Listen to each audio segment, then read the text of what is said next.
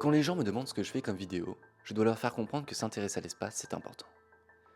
Mais apparemment pas pour tout le monde. Alors pourquoi s'intéresser à lui?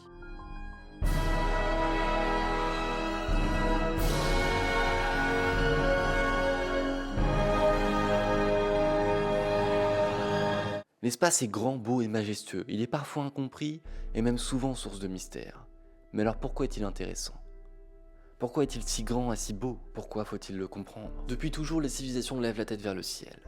Il suffit de voir les Égyptiens ou les Incas qui eux avaient bien compris l'importance de l'espace et regardaient ce qui les entourait. Aujourd'hui, les hommes se lèvent, vont au travail puis rentrent chez eux fatigués, ils ne sortent plus de leur confort intellectuel, ils ne s'intéressent plus, ils ne se posent plus de questions.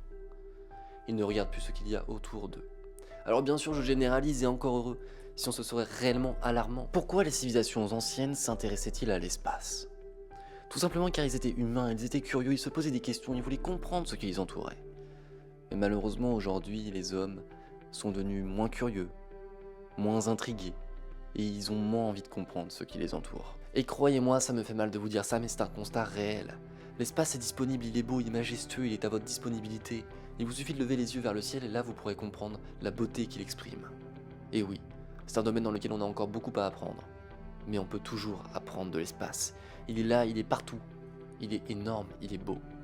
Il est magique. Alors oui, je conçois que ça puisse avoir un côté barbant, mais pour avancer, il faut comprendre d'où l'on vient. Et pour comprendre d'où l'on vient, il faut comprendre d'où vient la Terre, d'où vient le système solaire, et donc par conséquent d'où vient l'univers, d'où vient notre monde. Il y a tout un tas de questions fantastiques avec l'espace, notamment comment sommes-nous arrivés là, nous, petits humains, sur la planète Terre, qui paraît un grain de sable par rapport au Soleil. Alors maintenant, imaginez votre taille par rapport à lui. Et oui, c'est aussi ça l'espace. C'est des grandeurs qui dépassent votre pensée. C'est ne pas toujours comprendre toutes les distances qu'il y a. Mais c'est ça qui donne un côté fantastique à l'espace. C'est le fait qu'il vous dépasse. L'évolution de l'humanité ne pourra se faire sans l'évolution dans le spatial. Ça me paraît inconcevable. Quand on voit aujourd'hui les progrès de l'humanité dans la science, par rapport à il y a déjà des centaines d'années, je trouve ça complètement dingue. Et de voir qu'aujourd'hui les gens s'intéressent beaucoup moins à l'espace qu'ils pouvaient s'intéresser avant, comme notamment avec le premier pas de l'homme sur la Lune. Tout le monde était en haleine face à ça. Tout le monde voulait voir ce qui allait se passer. Et aujourd'hui, tout le monde s'en fiche.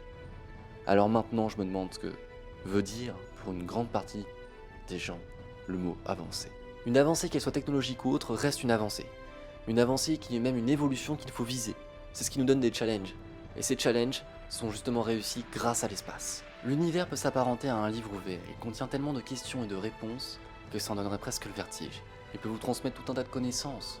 Vous n'avez plus qu'à le lire. Aujourd'hui, dans un monde où il y a tant de désastres et de catastrophes naturelles, de lever les yeux et de voir ce ciel aussi beau, de voir cet univers qui nous tend les bras comme une porte de sortie, oui, je dois avouer que ça me fait du bien. Alors je conçois que certaines personnes ne s'intéressent pas à l'espace, car nous avons tous des passions et des centres d'intérêt différents. Et encore heureux, car sinon on s'ennuierait, l'humanité n'aurait plus de sens. L'homme a beau aimer l'espace, est-ce qu'il est fait pour vivre dans l'espace?